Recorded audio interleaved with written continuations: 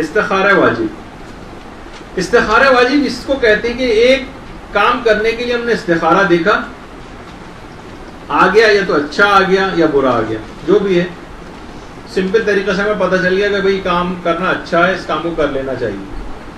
اس کے بعد پھر استخارہ واجب دیکھا. استخارہ واجب میں الٹی نیت کر کے استخارہ دیکھا جاتا ہے.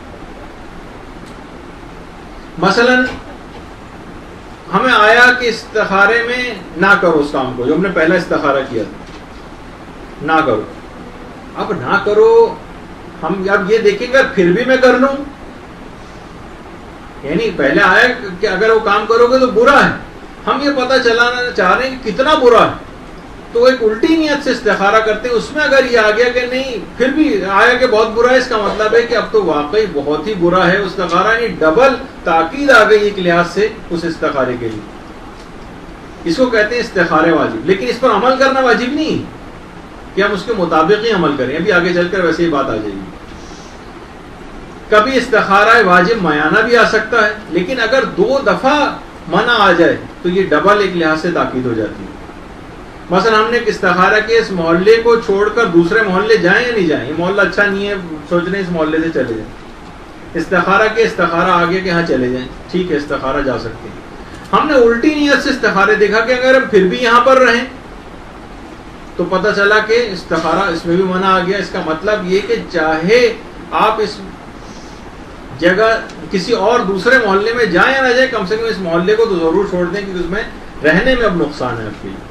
یعنی اس میں ڈبل تاکید آ جاتی ہے. الٹی نیت سے استخارہ دیکھتے ہیں, اگر پھر بھی نہ میں ایسا کروں, اگر پھر بھی میں اس کام کو کر لوں تو کیسا ہے, اور پھر بھی اگر منع سختی کے ساتھ آ جائے تو اس کا مطلب ہے کہ اس کام کو کرنے میں بہت نقصان ہے. اس کو استخارہ واجب کہا جاتا ہے, اور لیکن اس پر عمل کرنا واجب نہیں ہے, فقط دنیاوی نقصان ہو سکتا ہے آپ کو کہ جس کے لیے ہم استخارہ دیکھیں. اب ایک بات اور یاد رکھ لیجئے کہ استخارہ جو ہے وہ اصل میں اس کو کہا جاتا ہے کہ یہ امر ارشادی. استخارہ امر ارشادی یعنی حکم کی اصل میں 2 اقسام ہیں. ایک کو ہم کہتے ہیں حکم مولوی, جو آقا و مولا کی حیثیت سے پروردگار حکم دیتا. حکم جیسے نماز پڑھو, یہ حکم مولوی ہے. آقا اگر ہم نہیں نماز پڑھیں گے تو ہمیں خدا عذاب دے گا, اسے حکم مولوی کہا جاتا ہے. ٹھیک ہے. لیکن مثلا یہ فلاں پھل کھاؤ, جیسے کہ بہت ساری روایتوں میں بھی آتا ہے, یہ حکم ارشادی کہلاتے ہیں.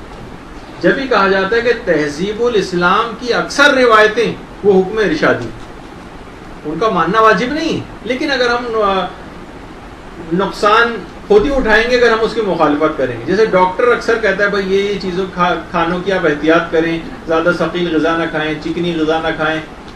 یہ ڈاکٹر کے جتنے مشورے ہیں سب حکم ارشادی ہوتے ہیں, سوائے اس کے کہ کوئی بہت ہی بڑا اس کا کوئی نقصان ہو رہا ہو جس سے آپ کی صحت کو خطرہ ہو تو ایک الگ بات ہے. مثلا والدین کو وہ حکم ماننا واجب ہے جس سے ان کو اذیت ہو رہی ہو, جس کی مخالفت سے, وہ حکم ماننا واجب ہوتا ہے. لیکن والدین ویسے ہی کہہ رہے ہیں کہ دیکھو بیٹا ایسا کر لو, بیٹا جلدی اٹھا کرو, یہ والا حکم ماننا واجب نہیں.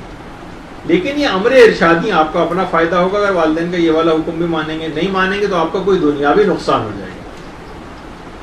تو اس کو جتنے بھی جب بھی کہا جاتا ہے کہ جتنے بھی سچے خواب ہیں امر ارشادی ہوتے ہیں, یہ ہے پروردگار کی طرف سے ایک نصیحت, دیکھو تمہارا اپنا ہی فائدہ ہے اس کے اندر اگر تم ایسا کر لو. تو استخارے کو کہا جاتا ہے کہ استخارہ جو ہے وہ اصل میں امر ارشادی, یہ امر مولوی نہیں, یہ امر ارشادی. تو اسی وجہ سے جب جیسے میں نے کہا کہ جتنی بھی تہذیب الاسلام کی روایتیں وہ زیادہ تر امر ارشادی کے معنوں میں ہوتی. یا جیسے اس میں جو امر مولوی ہوتا ہے, جو آقا اور مولا کی حیثیت سے پروردگار حکم دیتا ہے, اس کا نتیجہ آخرت میں ظاہر ہوگا, یعنی عذاب کی صورت میں یا ثواب کی صورت میں جنت دے کر.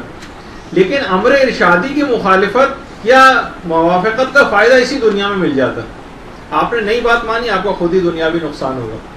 تو جب ہی کہا جاتا ہے جیسے کہ حضرت یعقوب کو یوسف کے غم میں کیوں بیٹھنا پڑا, کہ پڑوس میں ان کے ایک مستحق تھا, اس تک خود پہنچ کر نہیں گئے, اس کی وجہ سے یہ نتیجہ ہوا اس کا کہ کیوں پڑوسی کی خبر گیری نہیں کی. ایک امر ارشادی ہے, ذرا خیال رکھنا چاہیے تھا, ایک نبی کی شان سے تھوڑی سی بعید بات تھی. تو اسی دنیا میں ایک نقصان یہ ہوا کہ اپنے بیٹے سے اتنے سال تک دور رہنا پڑا. یا مثلا حضرت یوسف جب وہ کوئی قیدی رہا ہو کر جا رہا تھا اور خود بھی قید تھے تو کہا بادشاہ سے میرے لیے سفارش کر دینا رہائی کے لیے. تو خود اس کے بعد یوسف بہت پچھتائے تھے اور اس کے بعد 1 سال ان کی رہائی میں رہ گیا تھا. اس کی پاداش میں مزید 4 سال تک اور ان کو قید میں رہنا پڑا. دنیا ہی کے اندر نقصان ہو گیا. باپ کے احترام میں ذرا کمی کی، بادشاہ مصر ہو گئے تھے، یعقوب سامنے سے آ رہے ہیں، یعقوب فرحت شوق میں محبت میں بیٹے کی گھوڑے سے نیچے اتر آئے، بھاگتے ہوئے جا رہے ہیں یوسف کی طرف. یوسف کیونکہ بادشاہ ہو چکے ہیں، احترام میں ذرا کمی کر دی، سب اپنے جاہو حشم کے ساتھ ہیں، گھوڑے سے پہلے نیچے نہیں اترے.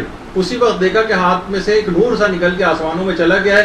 جبریل نے آگے کہا یوسف نبوت آپ کی صلب سے لے لی گئی، باپ کے احترام میں آپ نے کمی کر دی.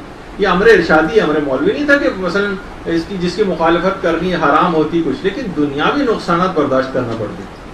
تو بہرحال اس طریقے سے یہ تو اب استخارہ جو ہے اس کے متعلق بھی علماء کہتے ہیں کہ یہ امر ارشادی ہے. اصل امر ارشادی کے معنی اس کی مخالفت سے آپ کو آخرت میں کوئی نقصان نہیں ہوگا، فقط اس دنیا کے اندر نقصانات ہوں گے جو برداشت کرنا پڑیں گے. غلط جگہ مثلا ہو سکتا ہے شادی ہو جائے، کاروبار میں آپ نے اس کی مخالفت کی، کاروبار میں نقصان ہو جائے، کسی اور چیز کے اندر اس طرح سے نقصان ہو جائے گی. برحمتك يا أرحم الراحمين وصلى الله على محمد وآله الطاهرين.